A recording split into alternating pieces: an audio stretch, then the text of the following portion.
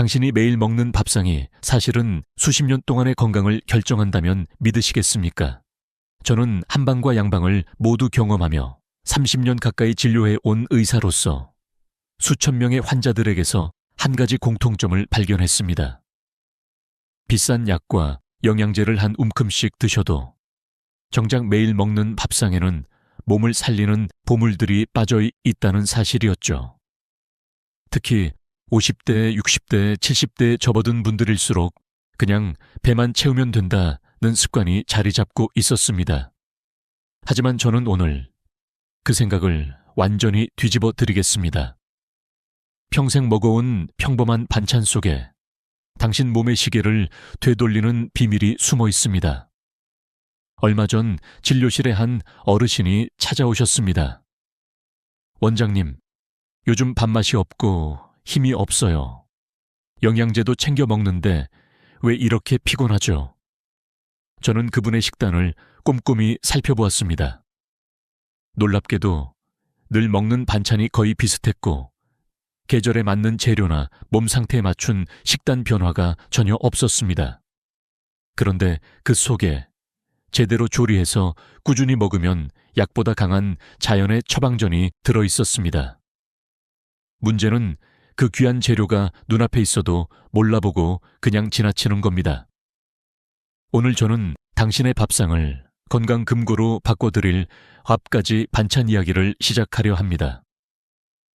이건 단순히 맛있는 음식 이야기가 아닙니다. 노화로 느려진 몸의 엔진을 다시 가동시키고 굳어가는 혈관을 청소하며 잃어버린 기운을 되찾게 해줄 실질적인 방법입니다. 단, 한 가지 조건이 있습니다. 매일 조금씩 꾸준히 먹는 것, 이것만 지키시면 약국 가는 발걸음이 절반으로 줄어들 것입니다. 지금 이 순간에도 당신의 몸 안에서는 두 가지 세력이 싸우고 있습니다. 하나는 세포를 망가뜨리고 노화를 앞당기는 세력, 다른 하나는 세포를 회복시키고 생명을 연장하는 세력입니다. 그 싸움의 무기를 어디서 조달하느냐? 바로 부엌입니다.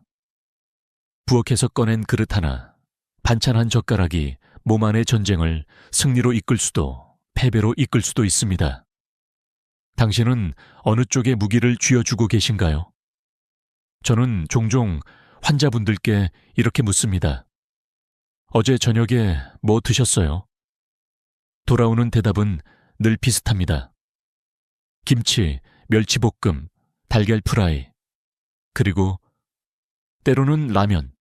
하지만 이 중 몇 가지는 오히려 몸에 부담을 주는 경우가 많습니다. 반면 조금만 재료를 바꾸고 조리법을 달리하면 같은 밥상에서도 건강을 채우는 보약 반찬으로 변신합니다. 오늘부터 소개할 7가지 반찬은 돈 들이지 않고 특별한 기술 없이도 만들 수 있습니다. 혹시 이런 평범한 음식이 무슨 보약이야? 라고 생각하실지도 모릅니다. 하지만 제가 말씀드리는 건 전통의 지혜와 현대의학이 만난 결과입니다.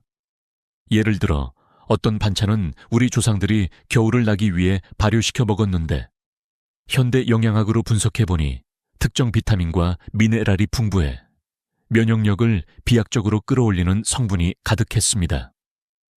또 어떤 반찬은 소화를 돕고 혈당을 안정시키는 섬유질이 많아 당뇨 환자들에게도 큰 도움이 됩니다. 그리고 이건 단순한 음식 이야기가 아닙니다. 반찬 하나를 선택하는 순간 당신은 삶의 질을 선택하는 것입니다. 무릎이 덜 아픈 계단 오르기, 밤에 깊이 자고 아침에 개운하게 일어나는 하루, 친구들과의 모임에서 웃으며 오래 앉아 있을 수 있는 체력.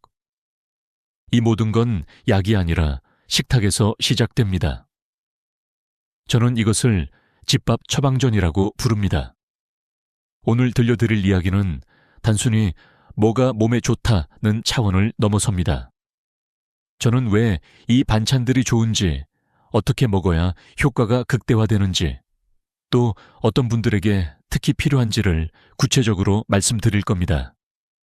그리고 중간중간 제 환자분들의 실제 사례와 수치로 증명된 연구 결과를 곁들일 겁니다.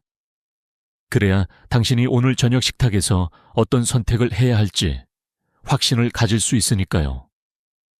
지금부터 눈을 크게 뜨고 들어주세요. 왜냐하면 이 반찬들은 당신이 이미 알고 있지만 제대로 몰랐던 음식이기 때문입니다. 한 입에 숨겨진 놀라운 효능, 그리고 그 한 입이 쌓여서 만들어낼 10년 후의 건강. 그것을 아는 순간 밥을 먹는 시간이 기다려질 것입니다. 자, 이제 첫 번째 보물 상자를 열어보겠습니다. 오늘의 여정은 당신의 부엌에서 시작됩니다. 그리고 그 부엌이 앞으로 당신의 약국이 될 것입니다. 바닷속 깊은 곳에는 우리 몸이 잃어버린 힘을 되찾게 해주는 보물 창고가 있습니다. 저는 환자분들에게 종종 묻습니다. 바다 음식 자주 드세요? 돌아오는 대답은 대부분 비싸서 가끔만 먹어요. 혹은 냄새가 나서 안 먹어요입니다. 하지만 나이가 들수록 바다에서 온 음식, 특히 해조류와 해산물은 건강을 지탱하는 기둥이 됩니다. 이유는 간단합니다. 바다는 우리가 땅 위에서 얻을 수 없는 미네랄, 아미노산, 그리고 노화를 늦추는 성분의 보고이기 때문입니다. 예를 들어 미역줄기볶음 같은 음식은 한 번 먹으면 별다른 특별함을 느끼지 못할 수 있습니다. 하지만 그 속에는 요오드라는 갑상선 건강을 지켜주는 핵심 성분이 가득 들어 있습니다. 갑상선은 우리 몸의 엔진과 같습니다. 엔진이 약해지면 아무리 좋은 연료를 넣어도 속도가 나지 않고 조금만 움직여도 숨이 차고 피곤해집니다. 특히 50, 80대 여성분들은 호르몬 변화로 인해 갑상선 기능이 떨어지기 쉬운 시기에 있습니다. 요오드가 풍부한 미역줄기는 이 엔진에 기름을 치듯 다시 힘을 불어넣습니다. 저는 실제로 이런 사례를 많이 봤습니다. 68세 여성 환자 한 분이 계셨는데 늘 손발이 차고 아침에 일어나기 힘들다고 하셨습니다. 검사해보니 갑상선 기능이 경계선 수준까지 떨어져 있었죠. 약을 쓰기 전 저는 식단부터 바꿨습니다. 일주일에 4번 이상 미역줄기볶음을 먹게 하고 간을 약하게 하며 오래 볶지 않도록 조리법을 알려드렸습니다. 석 달 후 그분은 원장님, 손발이 따뜻해지고 요즘은 낮잠이 필요 없어요 라고 웃으며 말씀하셨습니다.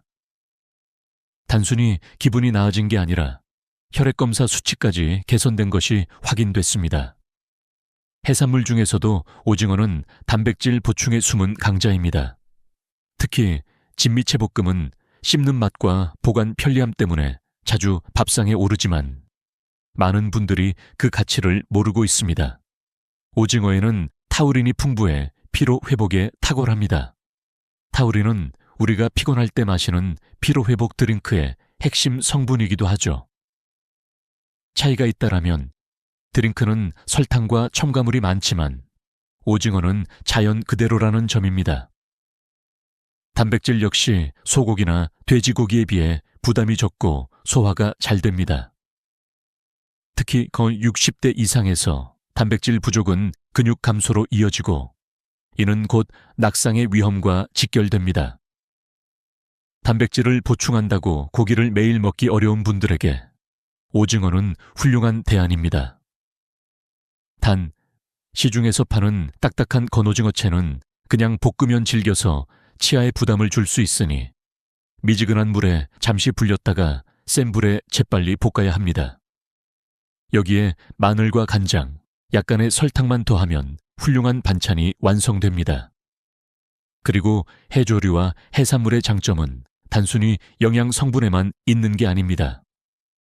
바다에서 자란 식재료들은 체내 염분 균형을 잡아주고 혈액순환을 돕습니다. 연구에 따르면 해조류를 꾸준히 섭취한 고령층은 그렇지 않은 사람들에 비해 혈압 안정화 비율이 18% 높았습니다. 그만큼 심혈관 질환 예방에도 도움이 된다는 의미입니다. 저는 이런 식단을 바다의 처방전이라고 부릅니다. 비싼 보양식이나 약재가 아니라 시장에서 손쉽게 구할 수 있는 재료로도 충분히 몸을 회복시킬 수 있다는 뜻이죠. 중요한 건 꾸준함입니다.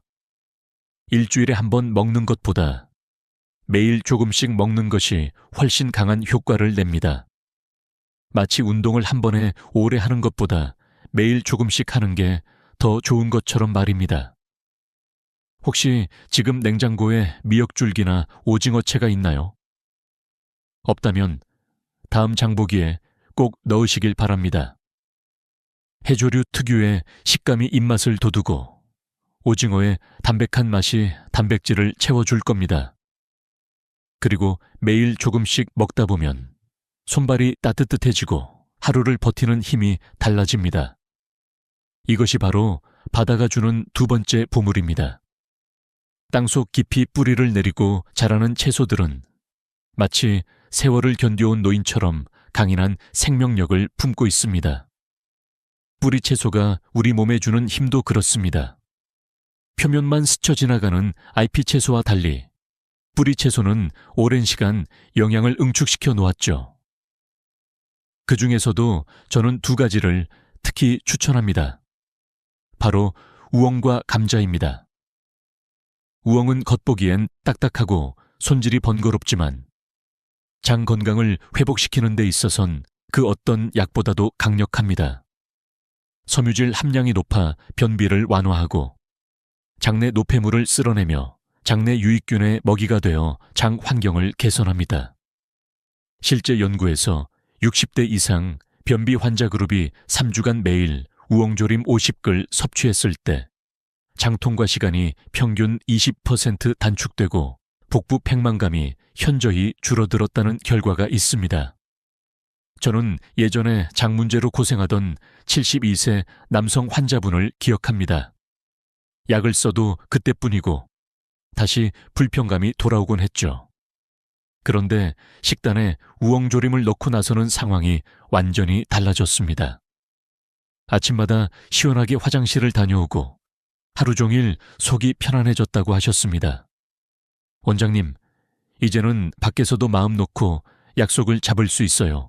라는 말씀을 들었을 때 음식의 힘이 얼마나 위대한지 다시금 느꼈습니다. 그리고 감자. 많은 분들이 감자를 살찌는 음식으로 오해하지만 사실 감자는 혈관 건강에 은밀한 수호자입니다. 칼륨이 풍부해 나트륨을 배출시키고 혈압을 안정화하는 데 도움을 줍니다. 특히 50대 이후 혈관의 탄력이 떨어지고 조금만 짠 음식을 먹어도 혈압이 오르는 분들에게 감자는 필수적인 식재료입니다. 혈관이 막히면 심장과 뇌 모두 위험해집니다. 그런데 약으로만 혈관을 관리하려다 보면 부작용과 의존성이 생길 수 있습니다. 감자는 그 대안을 제공합니다. 실제로 한 연구에서는 고혈압 전 단계 환자들이 4주간 매일 감자조림을 섭취했을 때 수축기 혈압이 평균 2mg/m이며 낮아졌고 이는 심장질환 위험을 10% 이상 줄이는 효과로 이어졌습니다. 조리법 역시 중요합니다. 감자를 너무 오래 삶으면 영양소가 빠져나가고 푸석해져 먹기 힘듭니다. 겉은 단단하고 속은 부드러운 알맞은 식감을 유지해야 하죠. 간은 강하게 하지 않고 감자 자체의 단맛을 살려야 혈관 청소 효과가 극대화됩니다. 저는 환자분들에게 간장 설탕 줄이고 대신 참기름 향으로 맛을 완성하세요 라고 조언합니다. 또한 뿌리 채소의 장점은 저장성이 뛰어나고 계절에 크게 구애받지 않는다는 점입니다. 우엉과 감자를 번갈아 밥상에 올리면 장 건강과 혈관 건강을 동시에 관리할 수 있습니다. 더 놀라운 건 이런 식단 변화가 전신 컨디션까지 바꾼다는 겁니다. 변이 잘 나오면 피부가 맑아지고 혈압이 안정되면 두통과 어지럼증이 줄어듭니다. 저는 이런 변화를 속에서부터 건강해지는 과정이라고 부릅니다. 몸은 절대 거짓말을 하지 않습니다. 속이 편안하고 혈관이 깨끗해지면 걸음걸이와 표정까지 달라집니다. 나이가 들어도 활기찬 이유, 그건 거창한 비밀이 아니라 뿌리 채소 한 젓가락에서 시작될 수 있습니다. 오늘 저녁, 당신의 식탁에 우엉이나 감자가 없다면 그것이 바로 변화를 시작할 신호일지도 모릅니다. 혈관은 우리 몸의 도로입니다.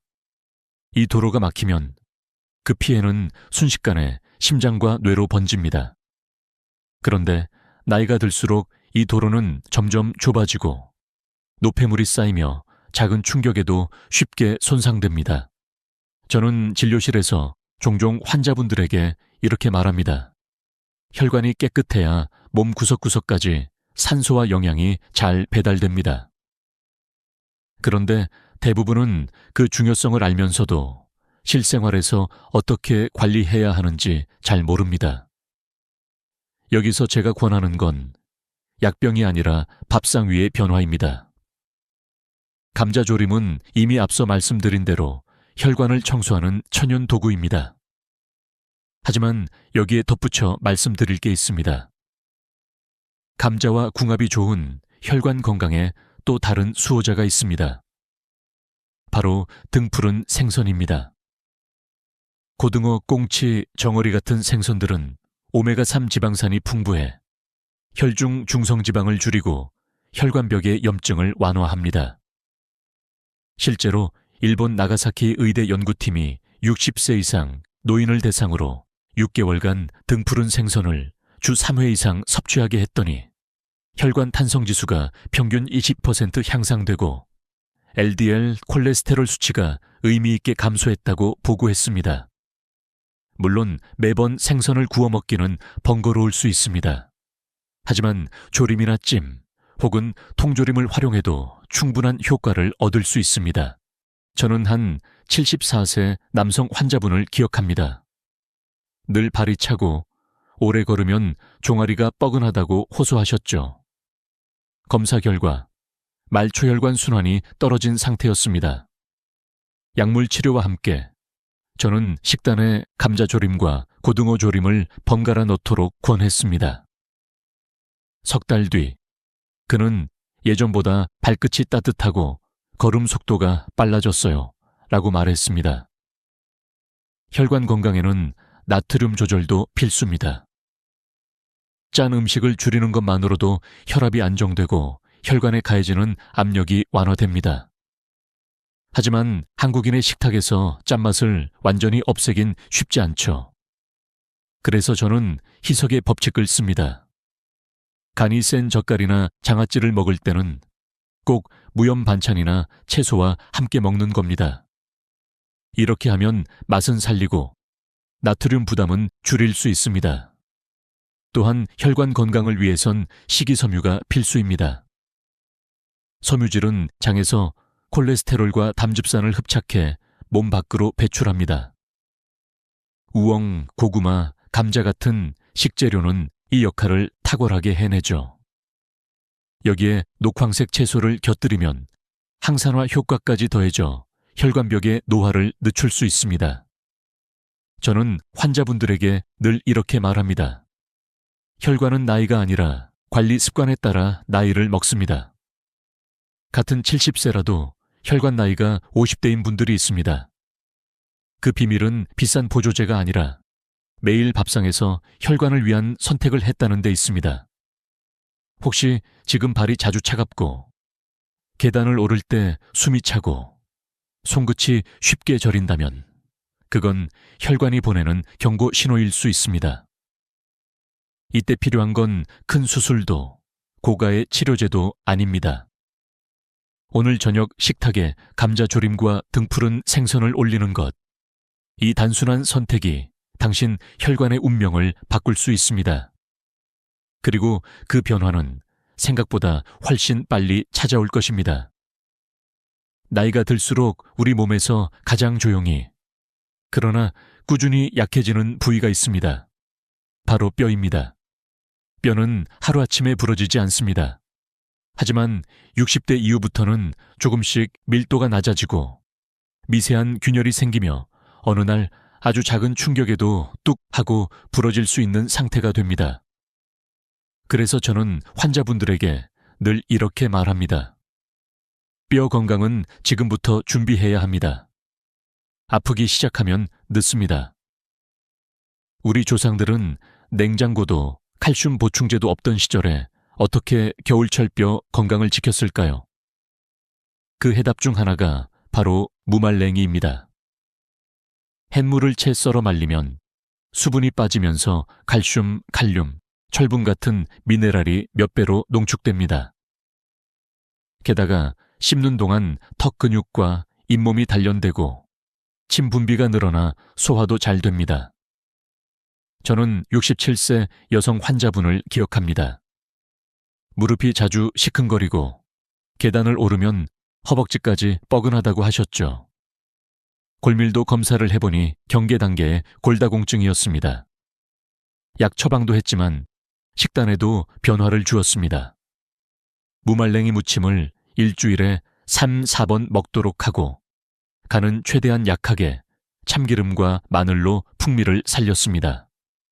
6개월 후 재검에서 골밀도가 소폭 상승했고 무엇보다 계단 오를 때 무릎 통증이 눈에 띄게 줄었습니다. 뼈 건강은 칼슘만으로 해결되지 않습니다. 칼슘이 뼈에 잘 붙도록 돕는 비타민 D, 마그네슘, 단백질까지 함께 섭취해야 합니다. 그래서 저는 무말랭이를 단독으로 먹기보다 두부나 멸치 혹은 들깨가루와 함께 무치는 것을 추천합니다. 이렇게 하면 칼슘 흡수율이 훨씬 높아집니다. 뼈를 단단하게 만드는 습관은 식단뿐만이 아닙니다. 체중 부하 운동, 햇볕 쬐기, 과도한 카페인과 알코올 섭취 줄이기 역시 필수입니다. 그러나 첫걸음은 항상 식탁에서 시작됩니다. 하루 한 젓가락의 무말랭이가 뼈를 철벽처럼 지켜줄 수 있다면 그건 약국에서 파는 칼슘제보다 훨씬 지속 가능하고 부작용 없는 방법입니다. 무말랭이의 또 다른 장점은 장기 보관이 가능하다는 점입니다. 한번 만들어 놓으면 오랫동안 두고 먹을 수 있으니 준비의 수고로움이 크지 않습니다. 무엇보다도 그 오독오독한 식감이 식사 시간을 즐겁게 만들어줍니다. 70대의 한 어르신은 이렇게 말씀하셨습니다. 예전엔 뼈가 약해지는 건 어쩔 수 없는 노화라고 생각했는데 이제는 무말랭이 덕분에 뼈가 안 무너진다는 확신이 생겼어요. 혹시 요즘 조금만 걸어도 다리가 묵직하거나 계단을 오를 때 무릎이 시큰거린다면 그건 몸이 이제부터 뼈를 챙겨달라는 신호일 수 있습니다. 이 신호를 무시하면 몇 년 뒤에는 그 대가를 크게 치르게 됩니다. 하지만 오늘부터 무말랭이를 식탁에 올린다면 당신의 뼈는 지금보다 훨씬 더 단단해질 것입니다. 그리고 그 변화는 넘어졌을 때 부러지지 않는 순간에, 계단을 오를 때 숨이 덜 차는 순간에 분명히 느껴질 겁니다. 면역력은 우리가 늙어가면서 가장 먼저 무너지는 방어선입니다. 예전엔 감기 한번 걸리지 않던 사람이 환절기만 되면 목이 붓고 작은 상처가 한참 동안 아물지 않고 입안에 염증이 자주 생기는 걸 경험합니다. 면역이 약해졌다는 건 단순히 몸이 피곤하다는 뜻이 아니라 외부로부터의 공격에 대응하는 힘이 줄어들었다는 신호입니다. 저는 이때 가장 먼저 약국으로 달려가는 대신 부엌으로 향하라고 조언합니다. 그 부엌에서 찾을 수 있는 강력한 무기가 바로 깨십 장아찌입니다. 깨십은 특유의 향과 풍미 때문에 좋아하는 분과 싫어하는 분이 확 갈리지만 그 속에는 놀라운 천연 항생제 성분이 들어있습니다. 페릴라케톤과 로즈마린산 같은 성분이 세균과 바이러스의 활동을 억제하고 염증 반응을 완화합니다. 실제로 일본 식품연구소에서 65세 이상 노인을 대상으로 한 연구에서 깨십을 주 5회 이상 섭취한 그룹은 섭취하지 않은 그룹에 비해 상기도 감염 발생률이 30% 낮았습니다. 저는 70대 초반에 한 여성 환자분을 기억합니다. 해마다 겨울만 되면 감기를 달고 살았고 한 번 걸리면 기침이 한 달 이상 이어졌습니다. 면역 관련 혈액 검사를 해보니 백혈구 수치가 낮고 염증 반응 수치가 높았습니다. 저는 약과 함께 식단에 깨십 장아찌를 추가했습니다. 중요한 건 짜게 만들지 않는 것이었습니다. 물기를 완전히 제거한 깨씹을 간장, 식초, 설탕을 최소로 넣어 절이고 마늘로 풍미를 살렸죠. 석 달 후 그분은 겨울을 감기 없이 지나갔고 혈액검사에서 염증 수치가 눈에 띄게 내려갔습니다. 깨씹 장아찌의 장점은 단순히 면역 강화에 그치지 않습니다. 깨씹 특유의 향이 입안의 세균 번식을 억제해 구취를 완화하고 식욕을 돋웁니다. 특히 고기와 함께 먹으면 느끼함을 잡아주면서 소화를 돕는 역할을 합니다. 그래서 저는 깨씹 장아찌를 식탁 위의 방패라고 부릅니다. 면역을 지키는 데는 규칙적인 수면, 스트레스 관리, 적당한 운동이 함께 필요합니다. 하지만 매일 먹는 음식이 이 방어막을 얼마나 두껍게 할 수 있는지는 많은 분들이 간과합니다. 깨씹 장아찌는 그 점에서 간단하지만 강력한 해결책입니다. 냉장고에 한 통만 있어도 매 끼니마다 면역에 좋은 한 젓가락을 챙길 수 있습니다. 혹시 요즘 따라 작은 상처가 잘 낫지 않거나 피곤하면 금방 입안에 궤양이 생기고 목이 자주 붓는다면 면역력이 떨어졌다는 신호일 수 있습니다. 이때 깨씹 장아찌는 약보다 먼저 시도해 볼 수 있는 방법입니다. 오늘 저녁 밥 위에 깨씹 장아찌를 올려 한 입 드셔보세요. 그 한 입이 당신 몸속에 보이지 않는 방패를 세워줄 것입니다. 그리고 시간이 지나면 겨울을 더 가볍게, 봄을 더 상쾌하게 맞이하게 될 것입니다. 여름은 많은 사람들에게 활력을 주는 계절이지만 나이가 들수록 오히려 이 계절이 힘들게 느껴질 때가 많습니다. 덥고 습한 날씨는 몸의 열을 빼앗는 대신 기운을 소모시키고 입맛을 잃게 만듭니다. 특히 50대 후반 이후부터는 천 조절 기능이 떨어져 여름철 식욕 부진이 더 심해집니다. 저는 이런 분들에게 항상 한 가지 음식을 추천합니다. 바로 오이소박이입니다. 오이소박이는 단순히 시원하고 아삭한 여름 반찬이 아닙니다.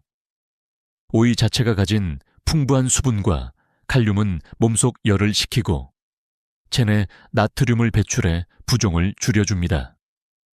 여기에 양념 속 마늘과 고춧가루는 혈액순환을 돕고 위장 운동을 촉진합니다.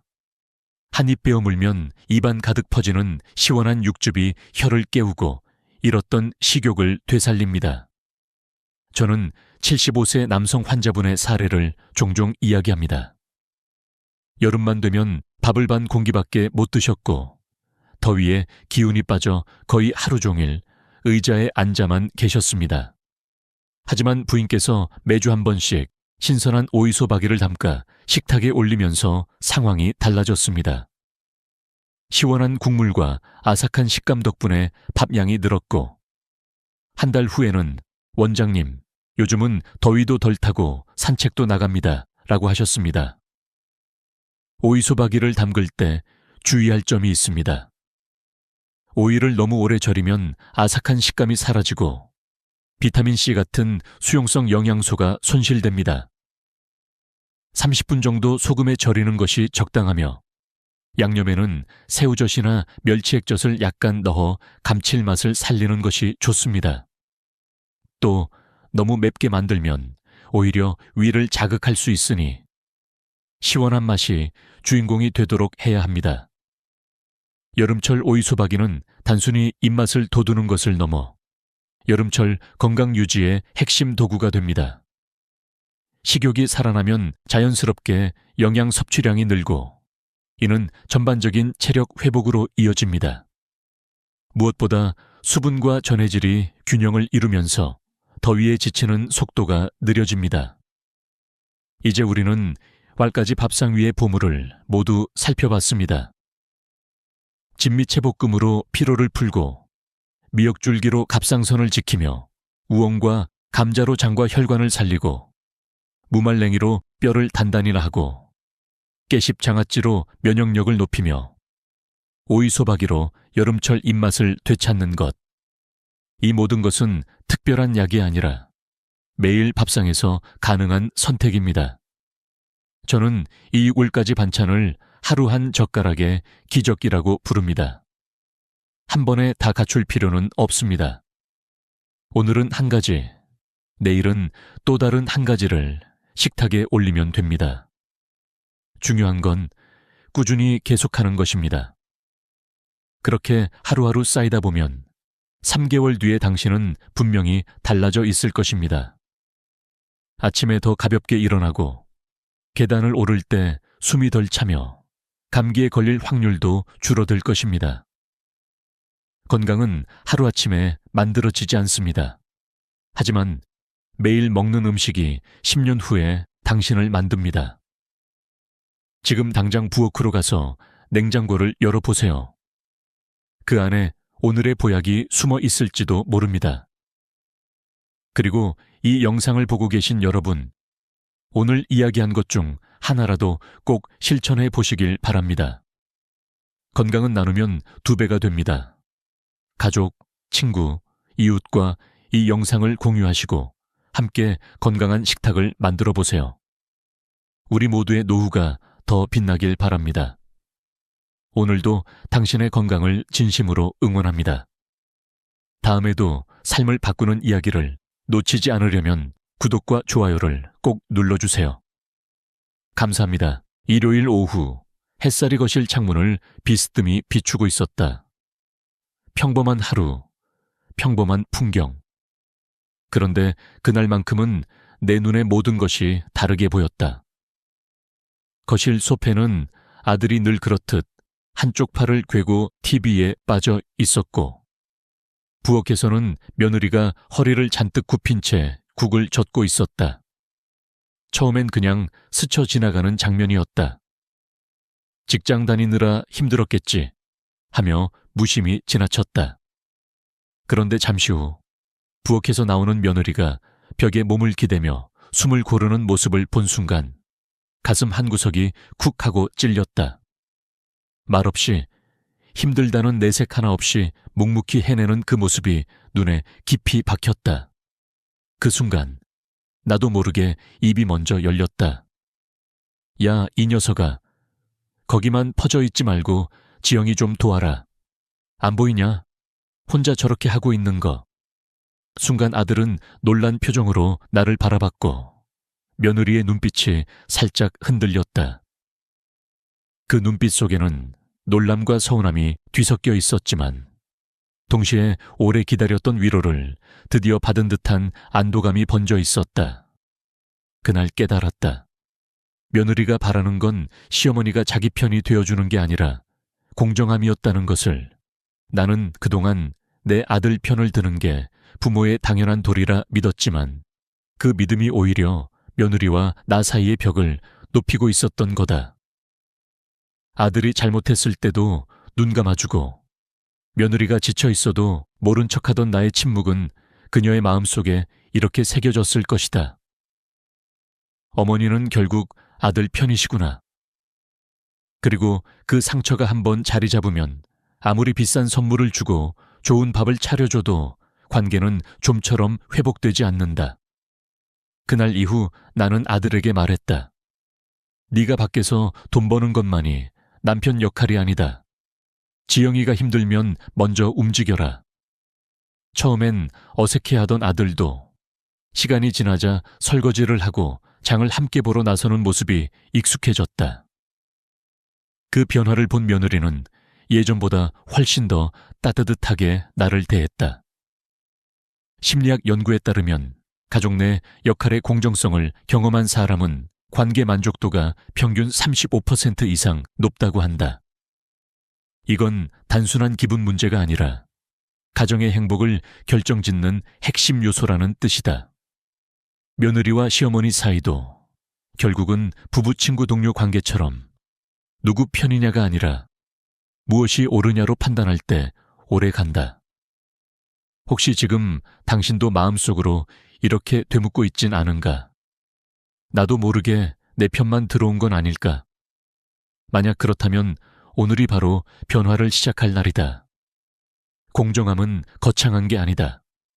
순간순간에 작은 선택이 쌓여 믿음을 만들고 그 믿음이 언젠가 며느리의 눈빛 속에 존경과 신뢰로 되돌아온다. 그리고 그때 당신은 비로소 좋은 어른이 되어 있을 것이다. 명절이 다가오는 시기가 되면 달력 위 붉게 칠해진 날들이 오히려 내 마음을 무겁게 만들곤 했다. 어린 시절에는 설과 추석이 그저 반가운 날이었지만 시어머니가 된 이후부터는 이야기가 달라졌다. 차례상 준비, 산더미 같은 전 부치기, 고기 재우기, 국 끓이기, 집안 청소와 설거지까지. 명절이 오면 집안이 전쟁터처럼 변했다. 그런데 시간이 지나면서 깨달았다. 이 고단함이 내게도 무겁지만 며느리에게는 두세 배 더 무겁게 다가온다는 사실을. 시댁이라는 공간은 며느리에게 여전히 낯선 곳이다. 겉으로는 익숙한 척 웃고 있지만 마음속에서는 시어머니의 눈치, 남편의 기대, 그리고 원래 집안일은 며느리 몫이라는 오래된 관습이 무겁게 내려앉는다. 나도 과거에는 그렇게 생각했다. 우리 집은 늘 이렇게 해왔으니 며느리도 당연히 그렇게 해야지. 하지만 그 당연함이 며느리의 어깨를 짓누르고 있었다. 그러다 몇 해 전 나는 결심을 했다. 그 해 추석 며느리에게 이렇게 말했다. 이번 명절은 너희끼리 편하게 쉬어. 음식은 간단하게 하고 힘들면 시켜 먹자. 그 말을 들은 며느리의 눈이 순간 크게 떠졌다. 정말요? 어머니, 감사합니다. 짧은 대답이었지만 그 목소리 속에는 안도와 해방이 섞여 있었다. 나는 그때 깨달았다. 며느리가 힘든 건 몸보다 마음이었다는 것을. 왜 우리는 며느리에게 이렇게까지 시키는 게 당연하다고 생각했을까? 답은 단순했다. 우리 집은 원래 이렇게 해왔으니까. 하지만 시대는 변했다. 과거에는 며느리가 시댁에 헌신하는 것이 미덕처럼 여겨졌지만 이제는 며느리도 자신의 인생을 사는 하나의 어른이다. 명절의 의미는 변하지 않았지만 명절을 보내는 방식은 달라져야 한다. 실제로 의학 자료를 찾아보니 과도한 명절 노동은 허리와 무릎 관절에 큰 부담을 준다. 50대 이상의 여성들은 명절 전후로 관절 통증 진료 건수가 평균 18% 증가한다고 한다. 한 번쯤 명절 증후군이라는 말을 들어본 적 있을 것이다. 이 증상은 단순히 피로감에 그치지 않는다. 어깨 허리 통증, 손목 관절염, 소화불량, 심지어 불면증까지 유발할 수 있다. 게다가 정신적인 부담도 만만치 않다. 심리학에서는 이를 역할, 스트레스라고 부른다. 가족 내에서 자신에게 기대된 역할을 거부하지 못해 생기는 불안과 긴장이다. 며느리는 명절마다 안 하면 눈치, 해도 인정 못 받는 이중 압박 속에서 살게 된다. 그러니 명절이 오기 전부터 마음이 무거울 수밖에 없다. 예전에 방영된 드라마 한 장면이 생각난다. 아들이 직접 제사 음식을 준비하면서 며느리에게 오늘은 쉬어라고 말하는 장면이었다. 방송이 끝난 후 인터넷에는 수천 개의 댓글이 달렸다. 우리 집은 저런 거 상상도 못해요. 드라마인데도 눈물이 나네요. 사람들의 가슴을 울린 이유는 간단하다. 현실에서는 너무 보기 힘든 장면이었기 때문이다.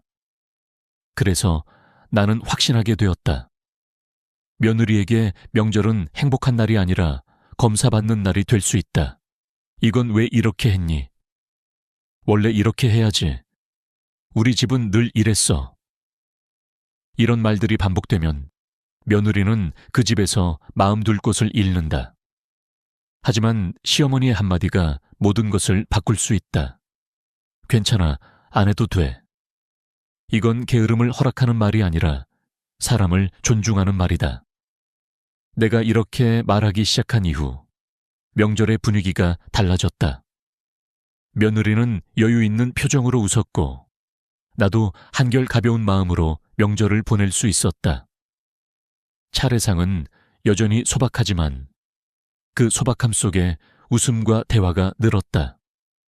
가족끼리 함께 웃으며 보내는 명절이야말로 진짜 명절이라는 것을 그제야 알았다.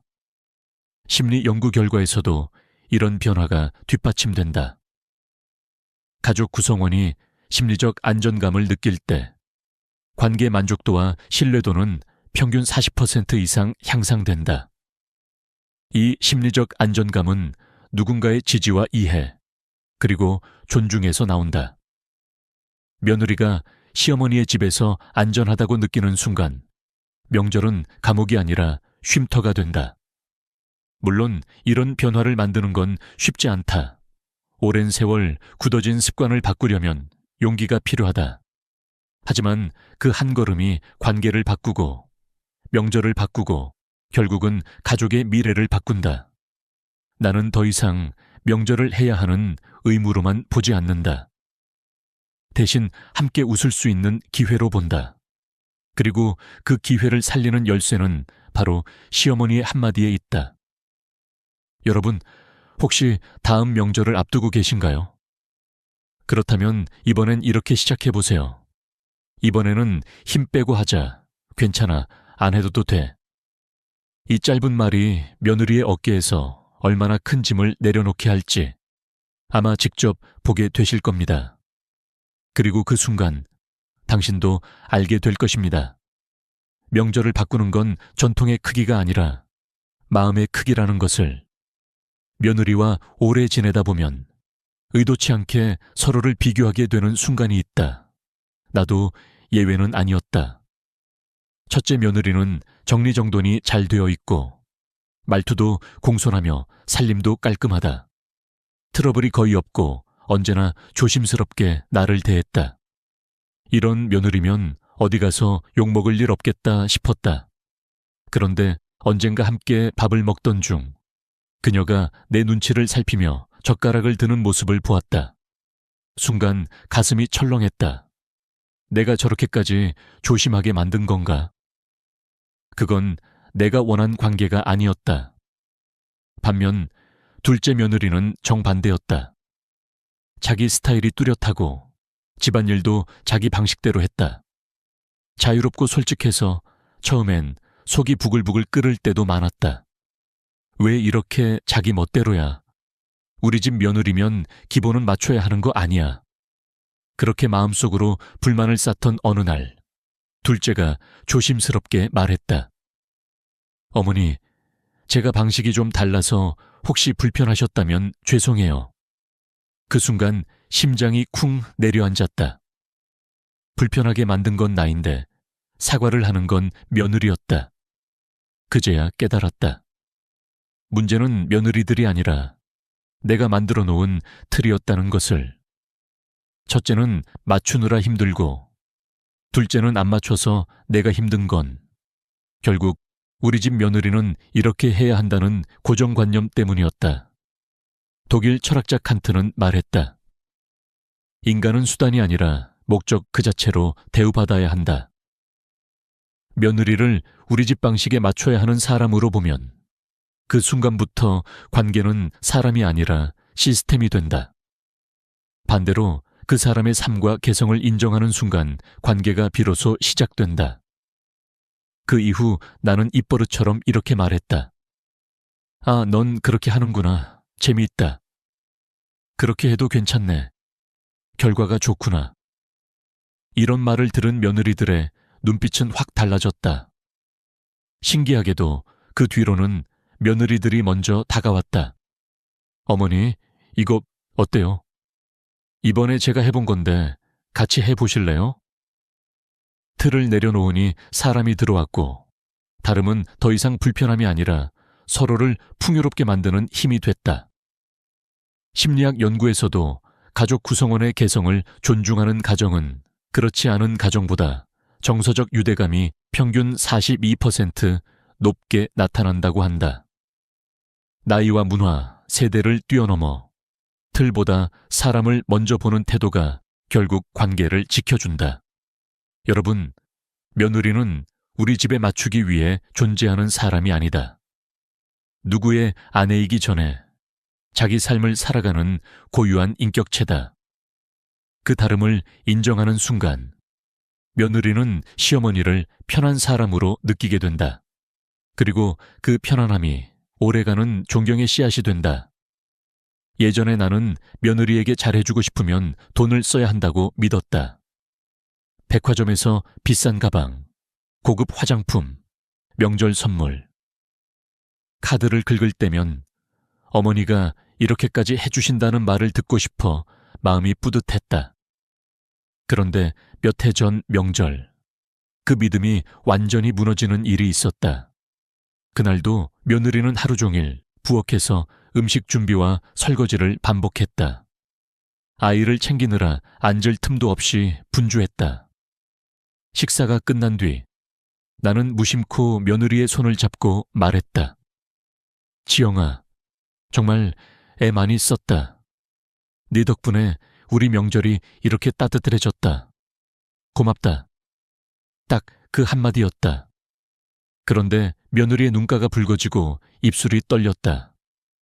그리고 며칠 후 아들이 전했다. 엄마, 지영이가 이번 명절이 제일 좋았대. 엄마가 그렇게 말해주셔서 너무 감동이었다고. 그때 알았다. 가방도 용돈도 아닌 진심 어린 한마디가 며느리에게는 가장 큰 선물이었다는 것을. 심리학자 마셜 로젠버그도 말했다. 진심에서 우러난 한마디는 사람의 마음을 회복시키는 가장 강력한 힘이다. 인간은 자신이 한 수고를 정확히 알아봐주는 사람이 있을 때 비로소 위로를 받는다. 실제로 심리 연구에서 단순한 감사 표현이 스트레스 호르몬인 코르티솔 수치를 평균 23% 낮춘다는 결과가 있다. 즉, 고맙다는 말 한마디가 건강에도 긍정적인 영향을 미친다. 며느리도 안다. 명절 음식 준비가 힘들 수밖에 없다는 걸. 하지만 그 수고를 알아주는 사람 없이 당연하게만 받아들여지면 마음은 텅 비어간다. 그 후로 나는 선물보다 말을 더 신중하게 쓰기로 했다. 무심히 던진 한마디가 며느리를 서운하게 만들 수도 있지만 진심이 담긴 한 문장은 며느리의 마음을 활짝 열게 한다. 수고했어. 정말 고맙다. 네가 있어서 내가 편하다. 이 세 마디는 명절 음식보다 더 깊고 백화점 선물보다 더 오래 간다. 여러분, 며느리와의 관계에서 돈보다 값진 건 말의 품격이다. 품격 있는 말은 며느리의 마음을 움직이고 당신의 사람됨을 보여준다. 그리고 그 기억은 며느리 마음속에 오래 남아 두 사람의 관계를 따뜻하게 지켜줄 것이다. 며느리가 결혼하고 처음 시댁에 왔을 때였다. 부엌에서 된장찌개를 끓이고 있었는데 된장은 조금만 넣고 간장은 너무 많이 넣는 걸 보았다. 속으로 아이고야, 저건 아닌데.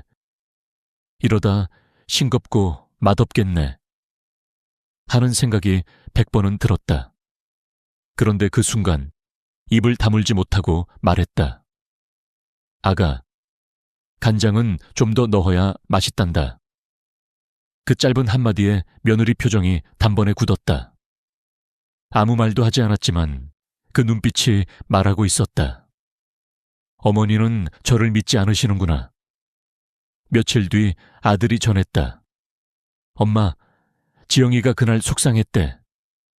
엄마가 못 믿는 것 같아서 마음이 철렁했대. 나는 그 말을 듣고 깨달았다. 내가 도와주려던 말이 오히려 상처가 될 수도 있다는 것을. 미국 심리학자 로젠탈 박사의 실험이 떠올랐다. 그는 초등학교 교사들에게 무작위로 학생 20명을 뽑아 이 아이들은 잠재력이 뛰어납니다. 라고 말했다. 실제로는 아무 기준 없이 뽑은 아이들이었지만 1년 뒤 성적과 행동이 눈에 띄게 향상됐다. 이것이 바로 피그말리온 효과, 즉 기대와 믿음이 사람을 성장시키는 힘이다. 프랑스 철학자 몽테뉴도 말했다. 진정한 배려는 충고가 아니라 침묵 속의 믿음이다. 사람은 스스로 해낼 수 있다고 느낄 때 자존감이 자란다. 그런데 시어머니가 먼저 그 가능성을 잘라버리면 며느리는 무시당했다고 느끼게 된다. 그 이후로 나는 결심했다. 며느리가 먼저 묻기 전엔 속이 터져도 말하지 않기로. 그냥 지켜봤다. 신기하게도 시간이 지나자 며느리가 먼저 다가왔다. 어머니, 이건 어떻게 해야 맛있게 돼요? 이번엔 어머니 방식대로 해볼게요. 그 한마디에 알았다. 이제 이 아이가 나를 믿기 시작했구나. 그리고 나도 이 아이를 믿어야겠구나. 심리학 연구에 따르면 무언의 신뢰를 받은 사람은 문제 해결 능력이 평균 27% 향상된다고 한다. 믿음은 단순히 관계를 부드럽게 하는 것뿐 아니라 사람을 성장시키는 자양분이 된다. 여러분, 며느리를 돕고 싶으시다면 먼저 필요한 건 조언이 아니라 믿음이다. 넌 잘할 수 있어. 라는 시선, 말이 아닌 침묵으로 전해주는 지혜. 그게 바로 진짜 어른이자 좋은 시어머니의 시작이다. 살다 보면 우리가 어느 순간 참 묘한 세대의 한가운데 서 있다는 걸 절실히 느끼게 된다. 부모님 세대에게는 끝까지 효도해야 한다는 도리를 지키느라 몸과 마음이 지쳤고, 자식 세대에게는 고맙다는 말 한마디조차 조심스럽게 요구해야 하는 세대.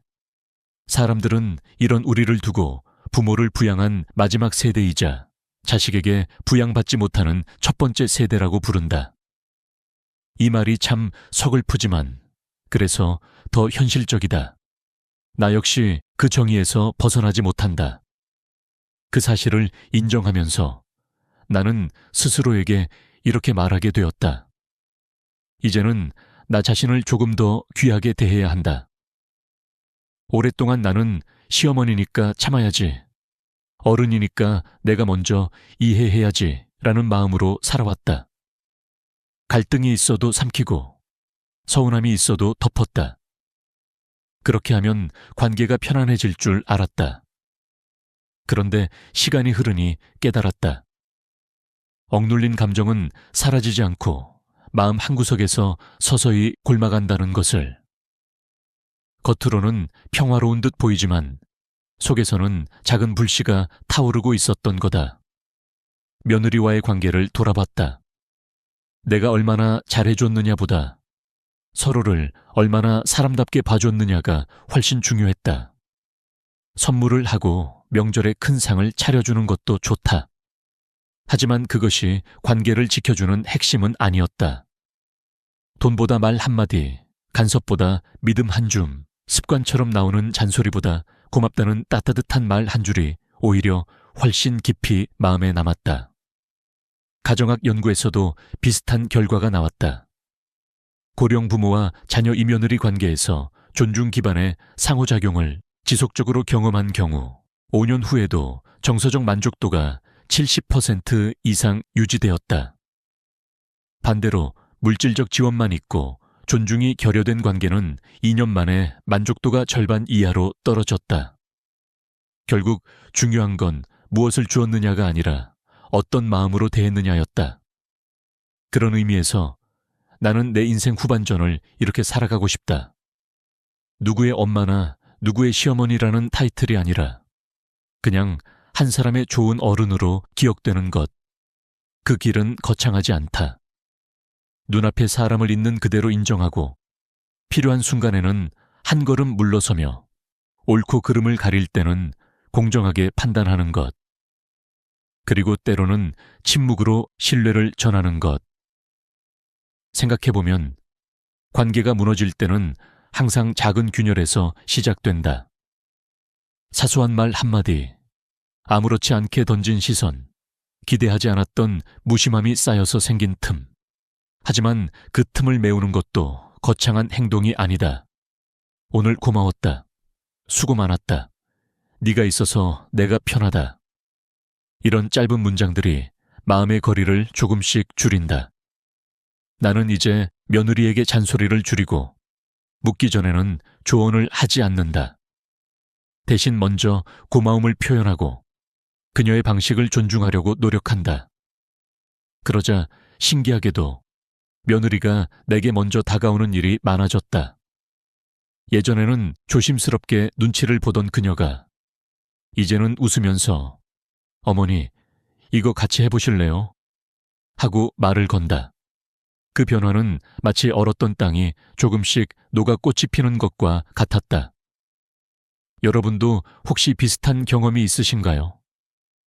관계를 바꾸고 싶지만 어디서부터 손대야 할지 몰라 망설인 적. 저 역시 그랬습니다.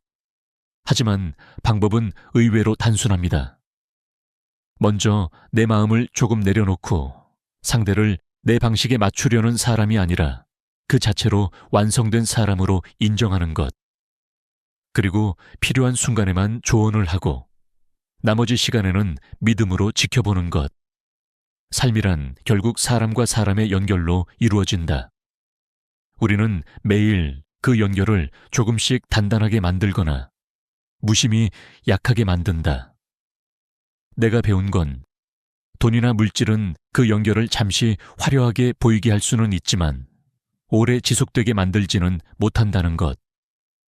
오히려 오래 가는 힘은 작고 따뜻한 말, 진심이 담긴 태도, 그리고 침묵 속의 믿음에서 나온다. 이제 나는 더 이상 며느리와의 관계를 관리해야 할 의무로 보지 않는다.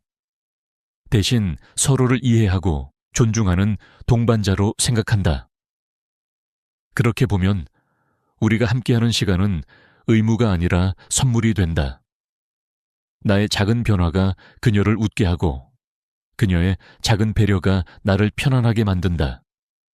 이 선순환이 계속된다면 우리는 단순한 가족을 넘어 서로에게 힘이 되는 인생 친구가 될 수 있다. 여러분, 오늘 제 이야기를 들으면서 어떤 생각이 드셨나요? 혹시 마음속에 나도 그렇게 해보고 싶다는 작은 불씨가 생겼다면 그 불씨를 꺼뜨리지 마세요. 관계는 하루아침에 변하지 않지만 작은 태도의 변화가 놀라운 결과를 만듭니다. 오늘부터 단 한마디라도 좋습니다. 진심이 담긴 감사 혹은 믿음을 전하는 말. 그게 바로 변화를 시작하는 첫걸음입니다. 이 영상을 끝까지 봐주신 모든 분께 진심으로 감사드립니다. 오늘의 이야기가 누군가에게는 위로가, 또 누군가에게는 새로운 시작이 되기를 바랍니다. 앞으로도 함께 나누고 싶은 이야기들이 많습니다. 구독과 좋아요, 그리고 알림 설정까지 해주시면 다음 이야기에서 다시 만나 뵙겠습니다. 오늘도 건강하고 따뜻한 하루 보내시길 바랍니다. 거울 앞에서의 그 순간, 그건 마치 시간이 한 번에 흘러간 듯한 충격이었습니다. 73세의 김 여사는 막 손녀의 돌잔치 사진을 받아들었습니다. 사진 속 그녀의 얼굴은 분명 미소를 띠고 있었지만 그 미소 너머로 보이는 건 어쩐지 지쳐 보이는 피부와 깊어진 주름, 그리고 예전보다 훨씬 무거운 분위기였습니다. 김 여사는 속으로 이렇게 중얼거렸습니다. 내가 이렇게까지 늙어 보였나? 그날 밤 거울 앞에 선 그녀는 한동안 눈을 떼지 못했습니다. 마음속에 나는 여전히 40대의 생동감을 간직하고 있었는데 거울 속에 나는 그보다 훨씬 나이 들어 보였기 때문입니다. 그 순간 저는 수많은 50대, 60대, 70대 분들이 겪는 공통된 장면을 떠올렸습니다. 자녀 결혼식 사진, 병원 건강검진에서 찍은 증명사진, 오래된 친구와의 모임 사진. 웃으려고 애썼지만 어쩐지 사진 속에 나는 나답지 않게 피곤하고 무겁게 보입니다. 그런데 그 이유가 단순히 세월 때문만은 아니라는 걸 아시나요? 바로 오늘 제가 드릴 이야기의 핵심이 여기에 있습니다. 우리는 옷을 입을 때 멋과 취향을 생각합니다. 그러나 나이 들어 보이느냐, 젊어 보이느냐를 결정짓는 숨은 열쇠는 바로 색입니다. 저는 20년 동안 수백 명의 시니어 스타일링을 연구하고 상담하면서 같은 사람이 단지 옷색 하나만 바꿨을 때 얼굴빛이 5년, 많게는 10년까지도 달라지는 모습을 수없이 봐왔습니다.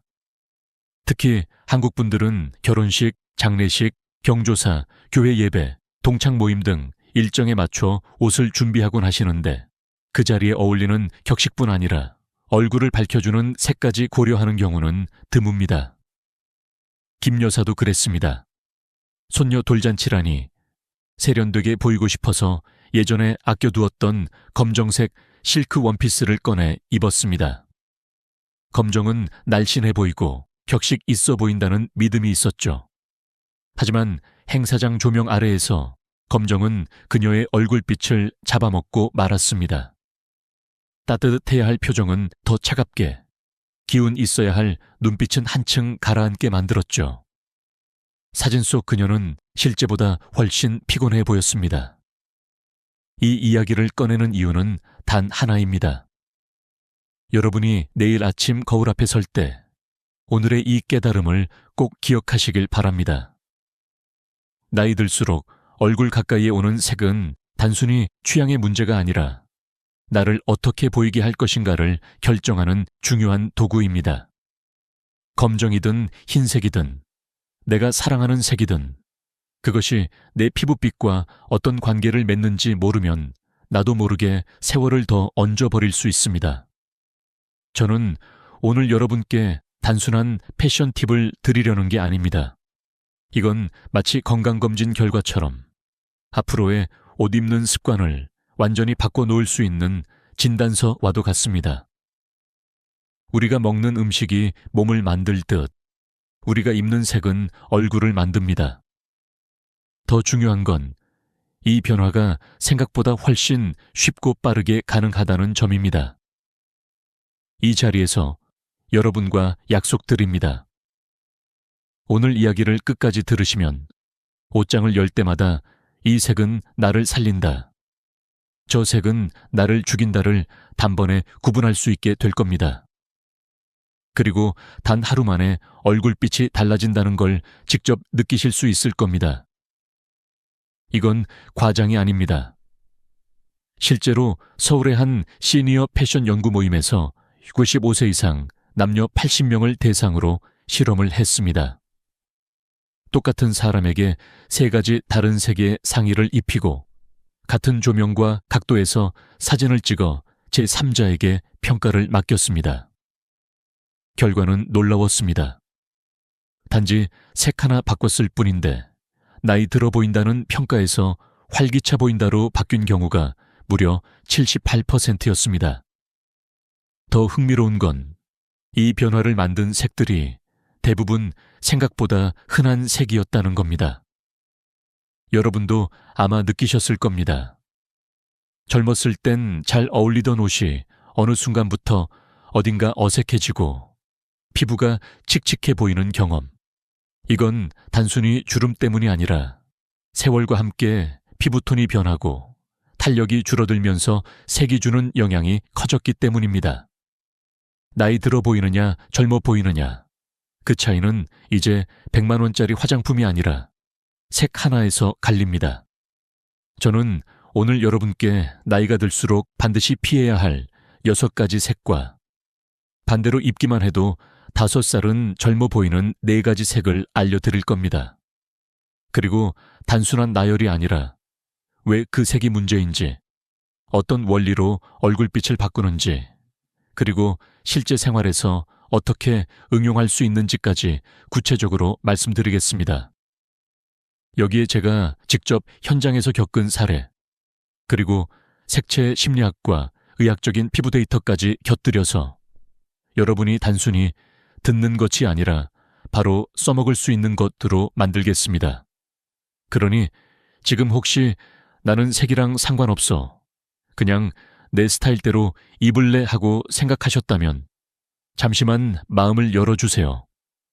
우리는 평생 동안 거울 속에 나와 살아가야 하고 그 거울 속에 내가 더 환하고 자신감 있어 보인다면 하루의 기분부터 달라집니다.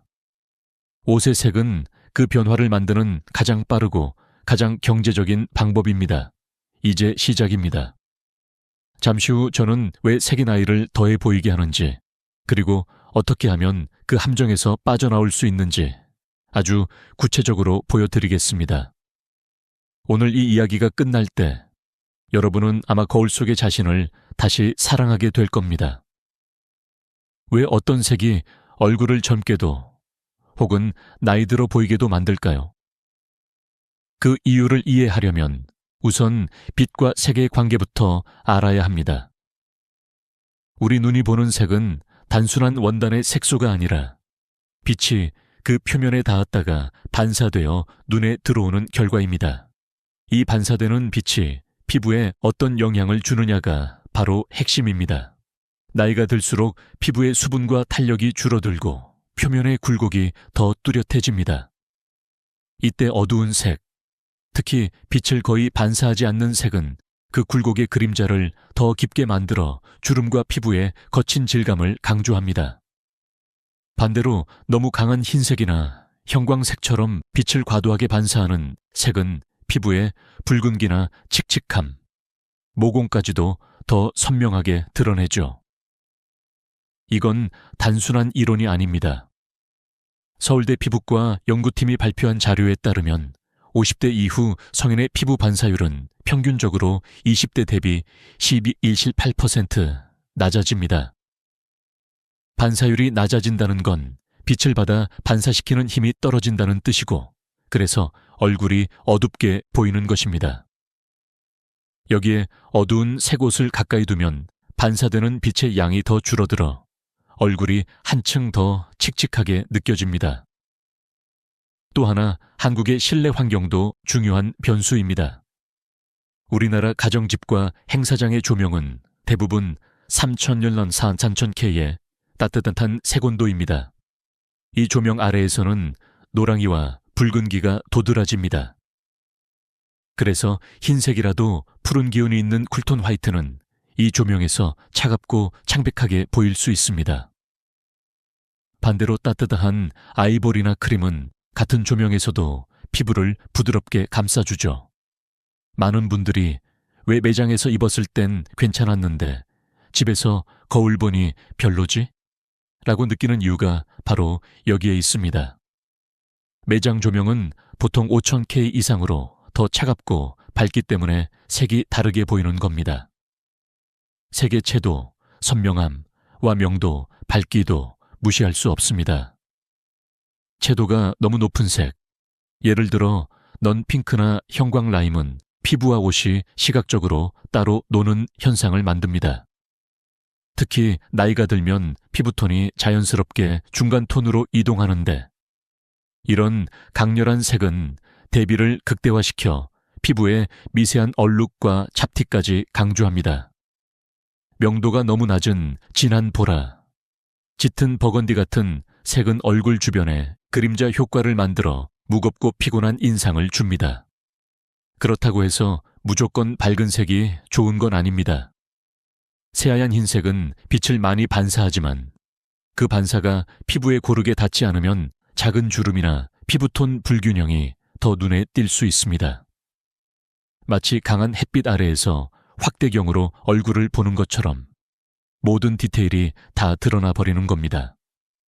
그래서 나이가 들수록 어떤 색이든 온도감과 채도를 조절하는 것이 중요합니다. 여기서 한 가지 테스트 방법을 알려드릴게요. 거울 앞에서 2가지 색 옷을 번갈아 얼굴 가까이 대보세요. 눈 밑 그림자가 옅어지고 입가 주름이 덜 보이는 색이 있다면 그게 지금의 피부톤과 가장 조화로운 색입니다.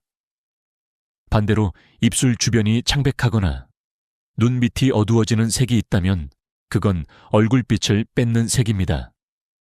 이 테스트를 햇빛, 형광등, LED 전구 아래에서 각각 해보면 더 명확한 차이를 확인할 수 있습니다. 이 원리를 알면 왜 같은 검정이라도 하의로 입으면 괜찮고 상의로 입으면 피곤해 보이는지, 왜 같은 흰색이라도 아이보리는 괜찮고 쿨 화이트는 어색한지 이해할 수 있습니다. 얼굴에서 가까운 색은 피부에 직접적으로 빛을 반사해 영향을 주지만 하의나 가방처럼 얼굴과 거리가 있는 색은 그 영향이 거의 없습니다. 저는 이 부분에서 항상 강조합니다. 옷의 디자인이나 가격보다 먼저 봐야 할 건 색의 얼굴 친화력입니다. 아무리 유행하는 명품 재킷이라도 내 얼굴빛을 죽이는 색이라면 그건 오히려 나를 10년 더 늙어 보이게 하는 투자입니다. 반대로 3만 원짜리 셔츠라도 내 피부를 환하게 만드는 색이라면 그건 나에게 가장 값진 옷이 됩니다. 지금까지는 색과 빛의 기본 원리를 풀어드렸습니다. 이제 다음 단계에서는 구체적으로 어떤 색들이 나이의 그림자를 만드는지, 그리고 한국인의 생활 속에서 그 색들이 어떻게 얼굴빛을 바꿔놓는지 보여드리겠습니다. 이 부분을 들으시면 내 옷장에서 당장 빼야 할 색과 꼭 남겨야 할 색이 무엇인지 단번에 알게 되실 겁니다.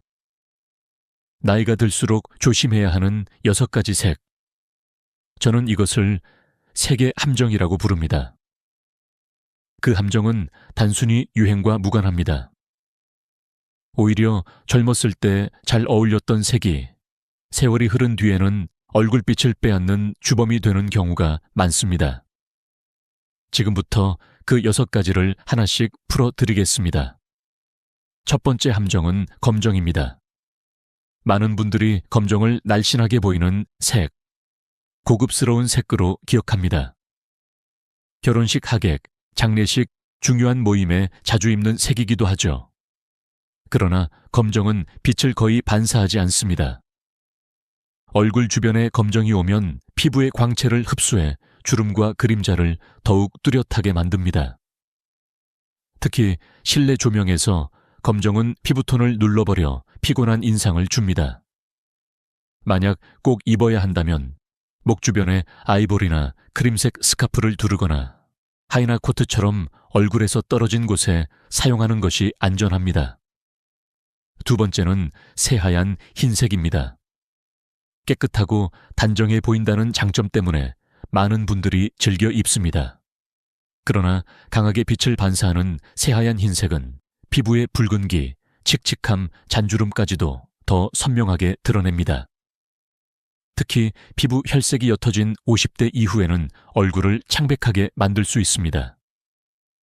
대안은 따뜻한 아이보리나 크림톤입니다.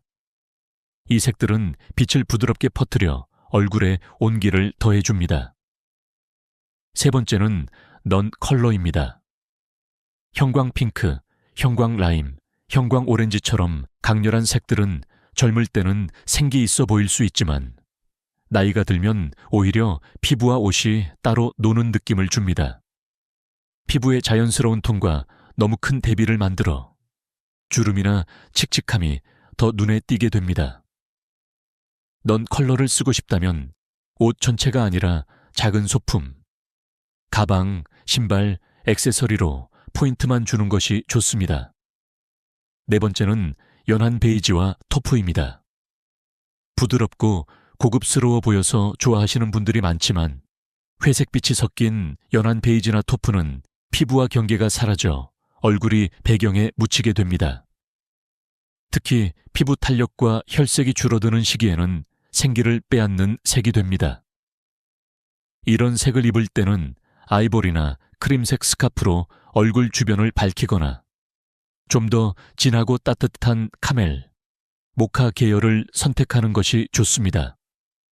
다섯 번째는 진한 보라와 버건디입니다. 고급스럽고 깊이 있는 색이지만 어두운 파랑과 빨강의 중간 톤인 이 색들은 얼굴에 무게감을 얹어 피부 혈색을 죽입니다. 특히 눈 밑 그림자와 주름이 많은 얼굴에는 피곤한 인상을 더합니다.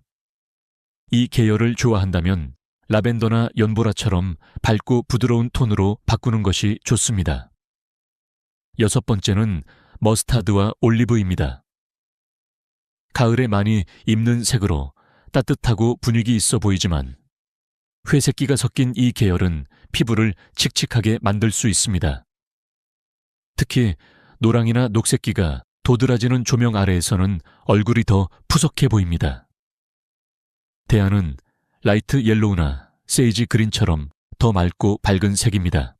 이 6가지 색의 공통점은 피부와 조화를 이루기보다 그림자를 만드는 색이라는 겁니다. 나이가 들수록 얼굴 주변의 색은 단순히 옷의 색이 아니라 빛과 그림자를 조절하는 조명 역할을 합니다. 잘못된 색은 내 얼굴에 그림자를 짙게 만들고 올바른 색은 그림자를 지우고 빛을 더합니다. 이제 중요한 건 이런 색을 완전히 버릴 필요는 없다는 겁니다. 대신 얼굴에서 멀리 두는 전략이 필요합니다. 어두운 색은 하이나 아우터, 신발로, 강렬한 색은 소품으로, 연하고 탁한 색은 다른 따뜻한 색과 조합해 쓰는 것이죠. 색을 완전히 제한하는 것이 아니라 내 얼굴이 가장 빛나게 만드는 위치와 조합을 찾는 것이 핵심입니다. 다음으로는 반대로 나이를 거꾸로 흐르게 만드는 색상들을 소개하겠습니다. 이 색들은 입는 순간 얼굴빛을 살리고 표정까지 밝아지게 만들 수 있습니다. 그리고 그 비밀은 생각보다 단순합니다. 이제는 얼굴을 밝혀주는 4가지 색을 이야기할 차례입니다. 저는 이것을 회춘 팔레트라고 부릅니다. 단순히 예뻐 보이는 색이 아니라 실제로 피부톤을 보정하고 표정을 부드럽게 만들어주는 색들입니다. 이 색들을 입으면 마치 좋은 조명을 켠 것처럼 얼굴이 자연스럽게 살아납니다. 첫 번째는 네이비와 블루 계열입니다. 많은 분들이 검정을 대체할 색을 찾을 때 가장 먼저 떠올릴 수 있는 안전한 선택입니다. 네이비는 검정보다 한 톤 부드럽고 파란 계열의 맑은 기운이 피부의 노란기를 눌러주어 전체적으로 깨끗하고 정돈된 인상을 줍니다. 실제로 국내 한 색채 심리연구에서 60대 이상 참가자 50명에게 검정, 회색, 네이비, 하늘색 상의를 입히고 비교했더니 네이비와 밝은 블루를 입었을 때 건강해 보인다는 평가가 70% 이상 높게 나왔습니다. 네이비는 경조사나 공식 석상에도 무난하게 어울리기 때문에 활용도가 매우 높습니다. 예를 들어 네이비 블라우스에 흰 바지, 네이비 원피스에 아이보리 스카프만 더해도 표정이 한결 부드럽고 지적으로 보입니다. 두 번째는 아이보리와 크림입니다. 새하얀 흰색이 얼굴을 창백하게 만든다면 아이보리와 크림은 그 반대입니다.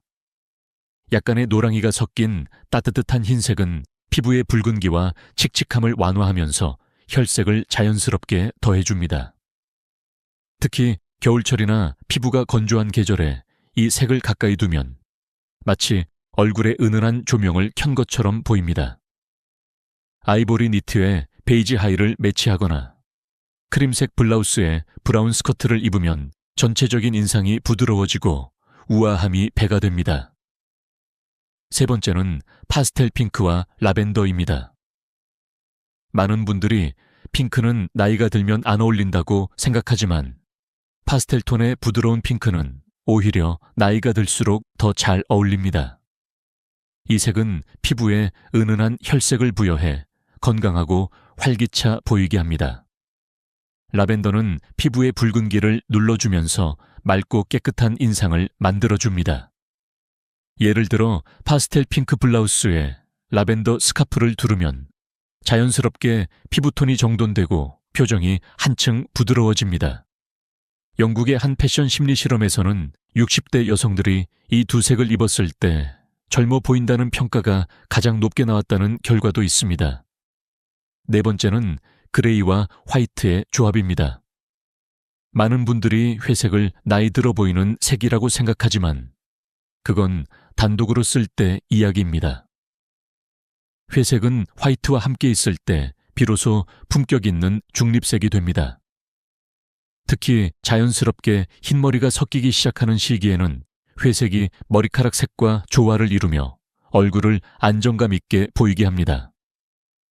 라이트 그레이 자켓에 화이트 블라우스 혹은 아이보리 셔츠에 징그레이 바지를 매치하면 과하지 않은 세련미와 절제된 멋을 동시에 표현할 수 있습니다. 프랑스의 한 시니어 패션 화보에서 가장 호평을 받은 룩도 바로 영그레이와 화이트의 조합이었습니다. 이 네 가지 색은 각각의 매력도 크지만 서로 섞었을 때 시너지가 더욱 큽니다.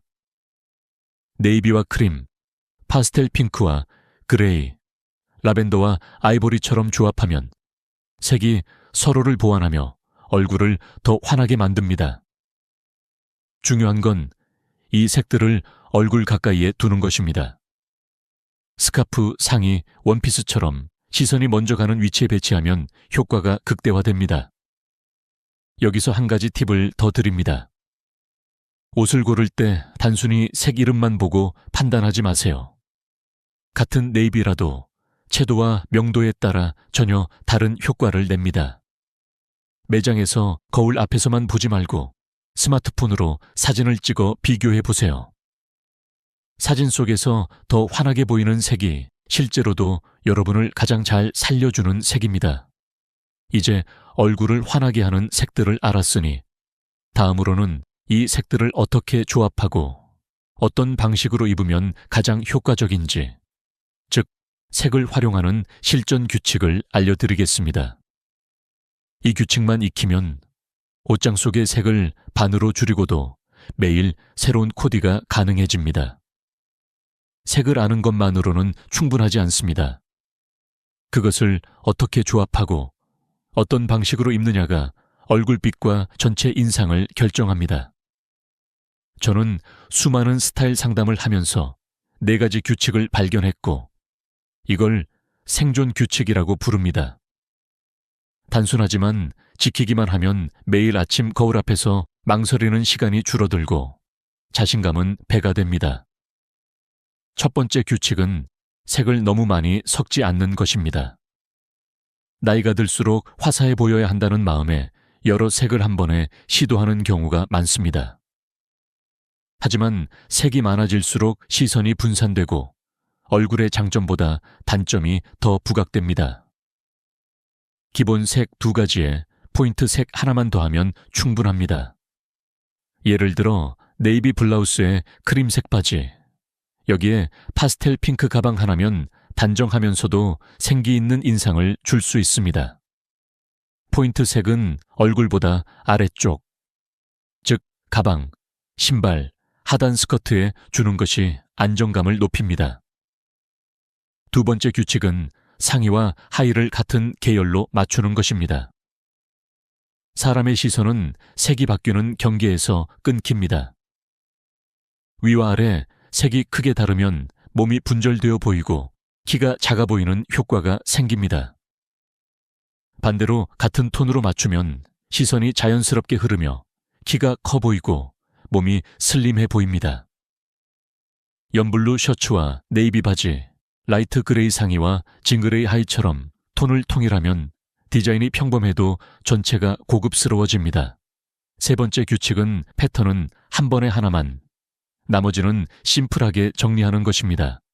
플로럴 블라우스에 체크 스커트, 스트라이프 자켓에 프린트 스카프처럼 여러 패턴을 동시에 쓰면 시선이 산만해지고 나이 들어 보입니다. 꽃무늬 블라우스를 입으면 하의와 가방은 단색으로, 체크 스커트를 입는 날은 상의를 흰 셔츠로 정리하는 식입니다. 패턴의 크기도 중요합니다. 너무 큰 무늬는 주름이나 피부 결점을 더 도드라지게 만들 수 있으니 작고 잔잔한 패턴이 안전합니다. 네 번째 규칙은 액세서리를 전략적으로 사용하는 것입니다. 나이가 들면 얼굴의 중심에서 눈에 띄는 부분이 바뀝니다. 주름이나 피부톤 변화가 신경 쓰일 때 이를 가리기보다는 시선을 다른 곳으로 분산시키는 것이 좋습니다. 브이넥 블라우스에 진주 목걸이를 하면 목선이 길어 보이고 눈밑 그림자는 자연스럽게 덜 보입니다. 짧은 스카프를 목에 가볍게 두르거나 귀걸이로 시선을 옆으로 끌어도 같은 효과를 얻을 수 있습니다. 중요한 건 과하지 않고 얼굴의 단점을 부드럽게 가려주는 크기와 위치를 선택하는 것입니다. 이 4가지 규칙을 실전에 바로 적용하려면 저는 3단계 착용 테스트를 권합니다. 첫째, 거울 앞에서 서서 전신을 보고 색과 비율을 확인합니다. 둘째, 창가로 가서 자연광 아래에서 얼굴빛을 다시 확인합니다. 셋째, 스마트폰 전면 카메라로 사진을 찍어봅니다. 우리가 실제로 남들에게 보이는 모습은 거울 속보다 사진 속에 더 가깝기 때문입니다. 이 과정을 거치면 색과 조합의 성공 여부를 훨씬 정확하게 판단할 수 있습니다. 이 규칙과 테스트를 습관으로 만들면 옷장 속 옷의 개수가 많지 않아도 매일 새로운 조합이 가능합니다. 그리고 중요한 자리, 가족 모임, 사진이 남는 날에도 걱정 없이 당당하게 설 수 있습니다. 다음 단계에서는 이 모든 것을 가능하게 만드는 옷장 정리와 옷을 고르는 기준을 완전히 바꾸는 방법을 알려드리겠습니다. 이제 마지막 단계입니다. 색을 알고 조합 규칙을 배웠다면 그 다음은 옷장을 재정비하는 일입니다. 많은 분들이 옷장을 계절별, 두께별, 용도별로만 나눕니다. 하지만 시니어 스타일링에서는 색상별 정리가 훨씬 강력한 힘을 발휘합니다. 이유는 간단합니다. 나이 들수록 어울리는 색과 피해야 할 색이 뚜렷하게 갈리기 때문입니다. 옷장 속 색 구성이 곧 내 얼굴빛을 결정합니다. 첫 번째로, 얼굴 가까이에 오는 상의는 나를 살리는 색만 남겨두세요. 네이비, 블루, 아이보리, 크림, 파스텔 핑크, 라벤더, 라이트 그레이처럼 얼굴을 환하게 만드는 색을 한 구역에 모아두면 아침마다 선택이 빨라집니다. 반대로 검정, 형광, 연베이지, 진보라, 머스타드, 올리브 같은 색은 다른 구역으로 옮기거나 하이나 아우터로만 활용하도록 분리하세요. 이렇게만 해도 매일 아침 옷을 고르는 시간이 절반으로 줄어듭니다. 두 번째로, 색상별 투자를 하세요. 새로 옷을 살 때는 디자인보다 색을 먼저 봅니다. 매장에서 마음에 드는 옷을 발견했다면 거울 앞에서 얼굴빛이 달라지는지 먼저 확인하세요. 만약 색이 잘 맞지 않는데도 디자인이 마음에 든다면 그 옷은 얼굴에서 멀리 두는 아이템, 예를 들어 하의, 코트, 가방으로만 고려합니다.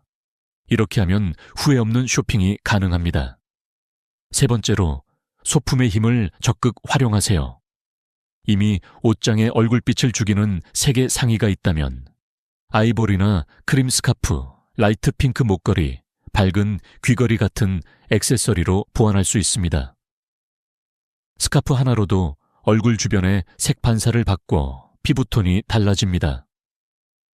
네 번째로, 3개월 점검을 습관화하세요. 계절이 바뀔 때마다 옷장을 열고 최근 3개월 동안 한 번도 입지 않은 상의를 따로 빼두세요. 그 옷들이 대체로 나를 살리지 않는 색일 가능성이 높습니다. 그 옷들이 정말 필요한지 아니면 다른 색으로 대체할 수 있는지 결정하세요. 마지막으로, 이 모든 과정에서 가장 중요한 건 내 얼굴이 웃게 만드는 색을 찾는 것입니다. 나이가 들면 유행보다 중요한 건 나만의 조명입니다. 그 조명은 값비싼 조명 장치가 아니라 옷의 색에서 시작됩니다. 오늘 이야기의 핵심을 다시 정리하겠습니다. 나이를 더해 보이게 만드는 6가지 색, 검정, 새하얀 흰색, 넌 컬러, 연베이지, 토프, 진보라, 버건디, 머스타드, 올리브는 얼굴에서 멀리 두세요. 반대로 나이를 거꾸로 흐르게 만드는 4가지 색, 네이비 블루, 아이보리 크림, 파스텔 핑크 라벤더, 그레이 화이트 조합는 얼굴 가까이에 두세요.